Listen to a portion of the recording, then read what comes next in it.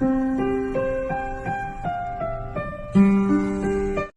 चिड़िया के अंडे देख देख कर कालू कौवे का जी बहुत लल जाता था कि कब इसमें से बच्चे निकलें और वो उनको खाकर मजे से दावत उड़ाए। मैं बहुत परेशान हूँ, न जाने कैसे इस कौवे से जान छूटेगी मेरी।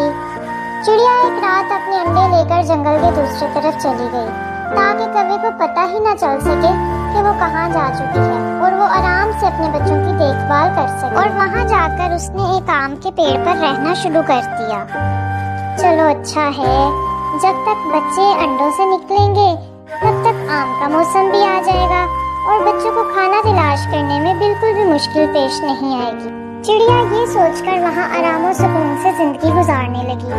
आम के दरख्त के सामने लीमू का भी खूबसूरत सा पेड़ था। चिड़िया बोली, मैंने बहुत अच्छा फैसला किया जो वहाँ से घर को छोड़कर यहाँ आ गई। देखो तो यहाँ आम के पेड़ पे मैं रह रही हूँ और बिल्कुल सामने खूबसूरत लीमू का पेड़ भी है। उधर जंगल में कालू कौवा हर जगह टूनी चिड़िया को तलाश कर रहा था। जग्गू बंदर, यार टूनी चिड़िया जो मेरी हमसाई थी उसको देखा है कहीं? बड़े दिन हो गए, नजर नहीं आ रही, न जाने कहाँ चली गई है। नहीं मक्कार कालू कौवे, तुम बेचारी चिड़िया के अंडों पर बुरी नजर रखे हुए थे। तुम्हारे डर से और अपने बच्चों की हिफाजत की खातिर बेचारी न जाने कहाँ चली गई है और इस वक्त किस हाल में होगी। ओ जाओ जाओ, अपना काम करो, ज्यादा भाषण मत दो मुझे। बंदर कहीं का आवारागर्द सारा दिन जंगल में घूमता है और बात करो तो भाषण देता है। समझता क्या है अपने आप को? मैं खुद ही ढूंढ लूंगा टूनी चिड़िया को। की करनी ऐसी होती है, उस रात तेज बारिश होती है और कभी का घर टूट जाता है। वो बहुत परेशान हाल बैठा रो रहा होता है कि अचानक वहाँ टूनी चिड़िया आ जाती है। अरे कौवे भैया, क्या हुआ? आप रो क्यों रहे हैं? यहाँ क्यों बैठे हैं? इस तेज बारिश ने मेरा घर तोड़ दिया है। कहाँ रहूंगा, कहाँ जाऊंगा, कुछ समझ नहीं आ रही। चिड़िया से कौवे की ये हालत देखी ना गई और फौरन बोली, अरे भाई रो मत, मैं तुम्हारी मदद करती हूँ। मैं तुम्हें घर बनाकर दूंगी, मगर वादा करो तुम मुझे और मेरे बच्चों को कोई नुकसान नहीं दोगे। कौवा मरता क्या ना करता, मजबूरी थी, रहने को जगह नहीं थी, खाने को कुछ भी नहीं था। फौरन बोला, हाँ हाँ पक्का वादा, मैं कभी नहीं तंग करूंगा, न तुम्हें न तुम्हारे प्यारे बच्चों को। अरे वो तो मेरे प्यारे प्यारे भांजे हैं, मेरे अपने बच्चे हैं, मेरे प्यारे छोटे छोटे बच्चे। कैसे तंग कर सकता हूँ मैं उन्हें? ठीक है चलो मेरे साथ। मैं जंगल के दूसरी तरफ रहती हूँ, एक आम के खूबसूरत पेड़ पर। उसके सामने नींबू का पेड़ है, तुम उस पर घर बना लो।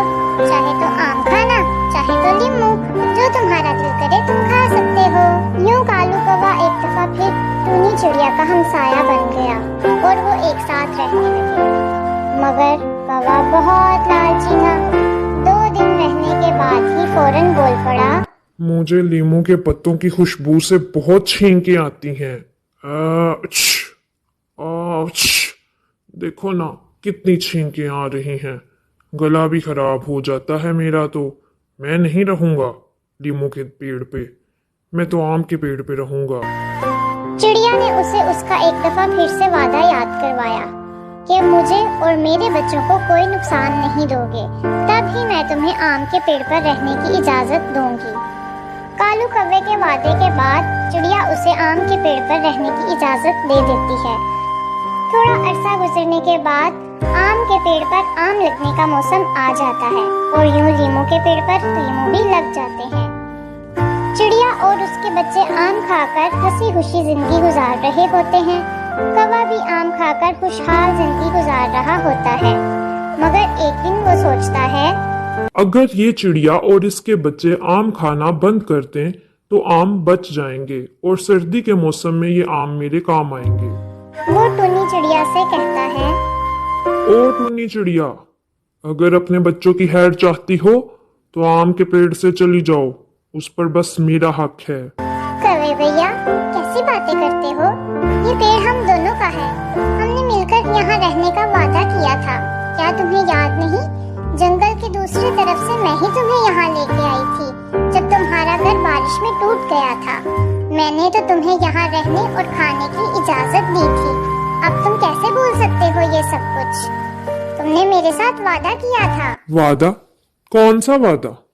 चलो चलो भागो यहाँ से, कोई वादा नहीं, मेरी तरफ से सब खत्म, सब वादे खत्म। चिड़िया को कुछ समझ नहीं आती। परेशानी की हालत में वो अपने बच्चों को साथ लेती है और करीबी लीमू के पेड़ पर जाकर बैठ जाती है और वहीं रहने लगती है। लीमू के ठंडे जूस से वो अपना और अपने बच्चों का पेट भरती है। लीमू का मजेदार जूस पीकर उसके बच्चों की सेहत बहुत अच्छी हो जाती है। मौसम तब्दील हो जाता है। आम का पेड़ आहिस्ता आहिस्ता आम उगाना बंद कर देता है, जबकि लीमू के पेड़ पर नए ताजा लीमू फिर से निकल आते हैं। इधर कौवा भूख से निढाल हो जाता है और चिड़िया को कहता है, प्यारी बहन, आम खत्म हो गए हैं, क्या मैं लीमू खा लूं थोड़े से? अब की बार चिड़िया को कौवे की पहले 2 दफा की हुई बदतमीजी और वादा खिलाफी याद होती है। वो फौरन कहती है, नहीं कौवे साहेब, याद है जब यहाँ आए थे, उस वक्त लीमू के पत्तों की खुशबू से तो आपका गला खराब होता था और छींकें भी आती थी। याद नहीं क्या आपको? कहीं ऐसा ना हो अब लीमू खाकर आपको बुखार हो जाए और आप मर ही जाएं। नहीं नहीं, मुझे आपकी बहुत फिक्र है, मैं आपको बिल्कुल भी लीमू नहीं खाने दूंगी। आखिर को हम साई हूँ आपकी, बहन हूँ, अच्छी दोस्त भी। चिड़िया ने बहुत तंजिया अंदाज में ऐसा कहा ताकि वो कौवे को थोड़ी शर्म दिला सके कि उसने किस तरह 2 दफा बदतमीजी और वादा खिलाफी की थी। अरे प्यारी बहन, वो मैं माफी चाहता हूँ। आम के पेड़ को देखकर मैं लालच में आ गया था उस वक्त, और मैंने झूठ बोल दिया था कि लीमू के पत्तों की खुशबू से मेरा गला खराब होता है।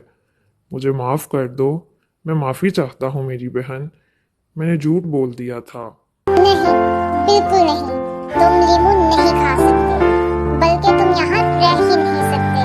दफा हो जाओ तुम यहाँ से, अब मैं तुमसे डरती वरती बिल्कुल नहीं। मेरे बच्चे बड़े हो गए हैं, अब वो अपनी हिफाजत खुद भी कर सकते हैं। तुम यहाँ से चले जाओ, वरना मैं शोर मचा दूंगी कि ये कौवा पागल है। और जानते हो ना, पागल कौवे को जंगल में ना तो कोई रहने देता है और ना ही यहाँ के दरिंदे उसे जिंदा छोड़ते हैं। इसलिए अपनी जिंदगी प्यारी है तो यहाँ से दफा हो जाओ। चिड़िया को तो जैसे बहुत गुस्सा आ गया उस कौवे पर और वो गुस्से से बोलती चली गई। कौवे ने बहुत मेहनत समाजत की, लेकिन चिड़िया अब बहुत सियानी हो चुकी थी। उसने कौवे की एक ना सुनी और उसे वहाँ से निकाल बाहर फेंका। यूं कौवे को अपने लालच, वादा खिलाफी और धोखा देने की सजा मिल गई। अब ना तो वो आम और लीमू खा सकता था और ना ही चिड़िया जैसी अच्छी दोस्त के करीब घर बनाकर रह सकता था। प्यारे दोस्तों, ऐसी मजेदार कहानियों के लिए कुक्कूज़ प्लैनेट को लाइक और सब्सक्राइब करना मत भूलिए।